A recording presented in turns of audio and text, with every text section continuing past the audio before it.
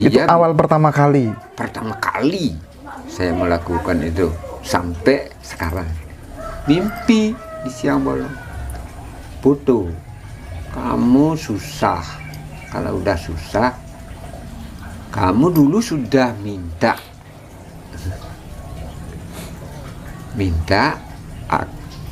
supaya bisa menolong orang susah. Nah, sekarang udah ada orang susah, akan kamu tolong. Besok jangan kemana, dia akan datang gitu. Dalam mimpi. Nggih. Akhirnya benar. Saya sudah disiapkan segala macam untuk bekerja oleh istri saya. Habis minum kopi, habis makan, saya tetap diam di sana. Akhirnya istri saya marah, langsung pergi ke sawah, nggak datang-datang. Tuh. Akhirnya datanglah orang berempat, sopir satu, yang memapah dia itu 2 orang karena sama sekali tidak bisa jalan. Oke. Akhirnya dia bertanya.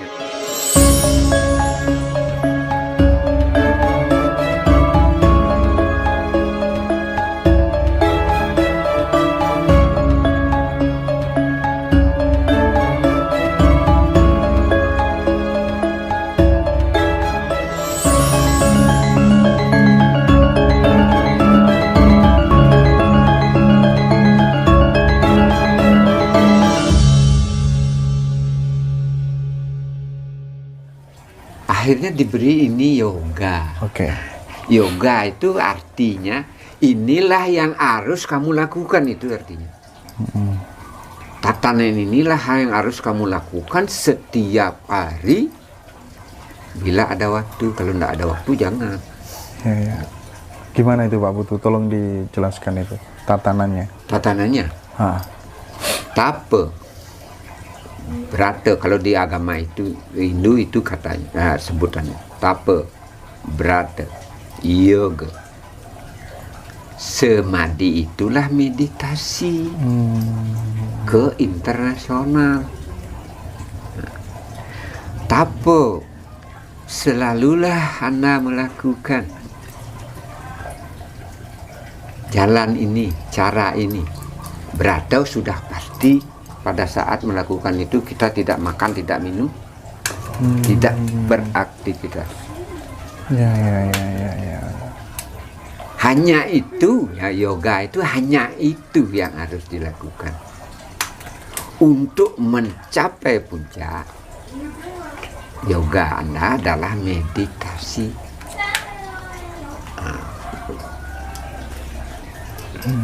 Meditasi itu perlu keikhlasan. Kalau tidak ikhlas, kita tidak akan mendapatkan apa-apa.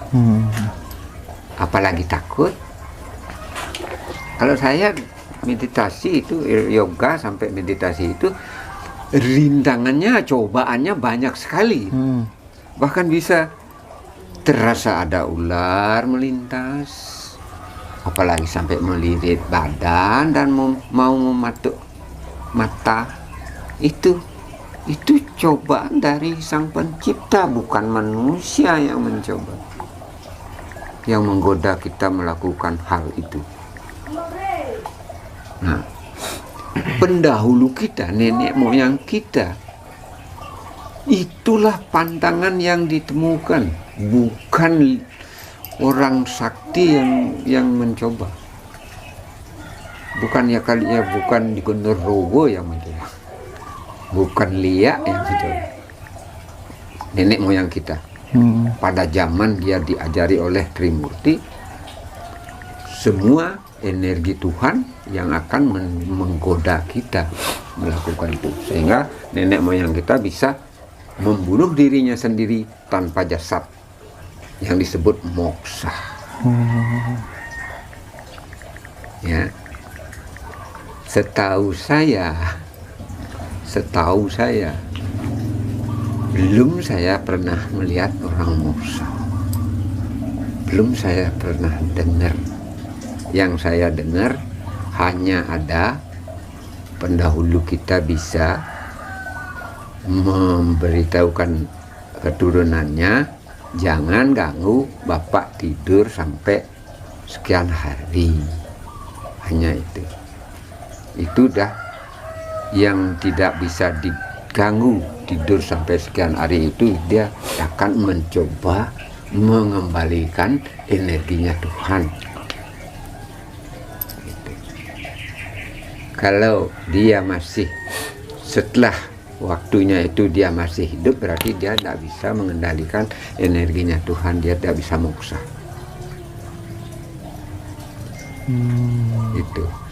Itu gara-gara orang kebanyakan saling menonjolkan skill individunya, merubah apa yang diajarkan oleh Trimurti, merubah bagaimana isinya Caturweda. Sehingga sekarang banyak model yoga ini, yoga yang terdiri dari yang berkembang sekarang terdiri dari hanya salah satu elemen. Gitu. Ini tatanan setelah lewatnya zaman Ramayana dan Mahabharata. Ini mulai dari zaman kita.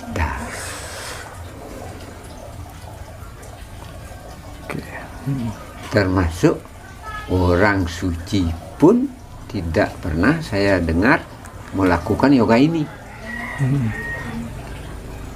Belum pernah. Saya banyak mengenal pedana, resi, ya orang-orang pintar lah, banyak saya mengenal, tapi belum ada. Dan bahkan sekarang banyak berkembang yoga gini, yoga gitu, yoga ketawa.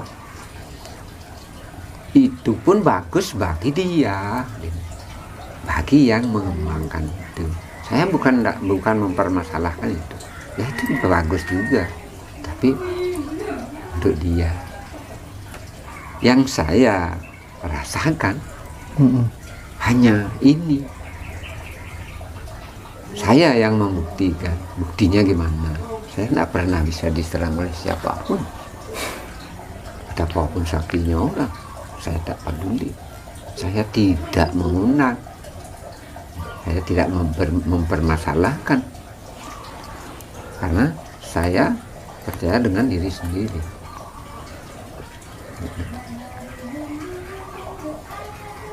Kepercayaan dengan diri sendiri itulah yang namanya disebut oleh agama Hindu Mulat Sariro. Mulat Sariro. Ya, Mulat Sariro. Mulat Sariro itu percaya kepada diri sendiri. Diri sendiri, tahu diri. Orang yang sudah sampai seperti itu, level situ nggak mempan dia apa-apakan orang dari dalam. Ya pasti, terkecuali bom. Ya terkecuali bom. Kalau senapan bisa. Tapi kalau memang beliau melindungi kita, mungkin saja tidak nyampe. Bener. Ada cara. Ya itu. Bisa jadi dia tidak akan mencelakai kita. Woi, datang dari rumah, saya akan mau bacok dia. Kalau dia melindungi, begitu masuk dia ke sini, sampai di sini bisa lepas itu pisaunya. Bukan saya yang pinter. Jadi saya nggak tahu apa-apa. Saya hanya tetap menyerahkan diri. Saya terima apa adanya dari kecil sampai sekarang. Saya tidak pernah neko-neko. Saya tidak pernah minta apa pada orang tua. Saya tidak pernah kecewa tanpa busana. Benar itu. Tapi ini maaf, saya kadang tidak pakai pakaian. Gimana? Gak apa-apa. Gak apa ya? Gak apa-apa. Apalagi saya baru bangun. Ya silakan minum dulu ya. Ala kadarnya. Ya. Menarik sekali penjelasan dari Pak Putu tadi. Ya begitulah. Tapi rata-rata orang yang berobat tadi yang seperti lumpuh itu gimana ceritanya? Bisa diulang Pak Putu? Yang kita ngobrol di awal tadi. Ya, yang lumpuh itu dia itu awal pertama kali. Pertama kali saya melakukan itu sampai sekarang. Jadi dulu jenengan adalah pekerja sosial, pekerja seni, pemahat patung. Ya segala macam lah. Ah, terus mengalami kesulitan terhadap finansial. Terus tiba-tiba mendapatkan petunjuk dari beliau. Bunyinya gimana petunjuknya? Saya tidur di siang bolong seperti seperti ini di sandaran gitu. Sandaran gini. Karena saya udah habis pikir tidak bisa bekali anak sekolah, saya tidur. Mimpi di siang bolong. Putu, kamu susah. Kalau udah susah, kamu dulu sudah minta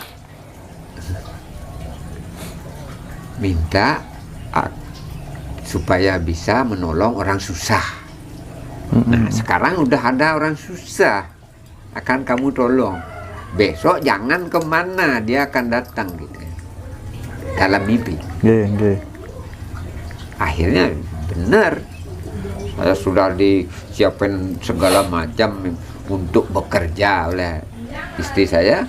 Habis minum kopi, habis makan, saya tetap diam di sana. Akhirnya istri saya marah, langsung pergi ke sawah, nggak datang-datang. Akhirnya datanglah orang berempat, sopir satu, yang memapah dia itu 2 orang karena sama sekali tidak bisa jalan. Akhirnya dia bertanya pada saya, apakah betul ini namanya rumahnya Pak Putu Puspo? Gitu dia. Ya, ini rumahnya Pak Putu Puspo. Saya berpikir karena dia itu sakit datang, saya tidak mengakui diri. Saya takut dituduh. Saya bertanya, maunya cari Pak Putu Puspo itu mau apa? Oh, saya mimpi. Nah, setelah dia nggak mengakui mimpi itu, baru saya mengakui diri sendiri. Saya bertanya, Pak Putunya mana? Nggak tahu. Apakah dia ke mana? Ke WC, entah kemana, nggak tahu. Maunya apa? Saya tanya. Dia bilang. Akhir baru saya jawab, oh kalau gitu saya bernama itu. Akhirnya dia berbla bla bla, saya langsung ambil minyak ke dapur dan langsung saya tangani gitu. Ya, dia tuh bawa apa, saya nggak bertanya, pokoknya saya ambil. Akhirnya dia bawa tas kresek, ditaruh di samping saya. Ini sekedar terima kasih. Waktu itu 20 tahun yang lalu. Hanya ada sesarinya 20.000. Ya, tapi saya nggak bisa pasang tarif. Iya. Sampai sekarang pun nggak pernah ya. Mau dibayar, mau nggak dibayar. Tapi langsung setelah diurut itu langsung ada perubahan ya Pak Putu ya? Langsung seketika saya pun kaget. Langsung seketika, tidak berselang. Hanya 2 suara itu saja. Plak-plak, bum. Plak-plak, bum. Itu dia sakitnya, lumpuhnya itu sudah berapa lama Pak Putu? Wah, saya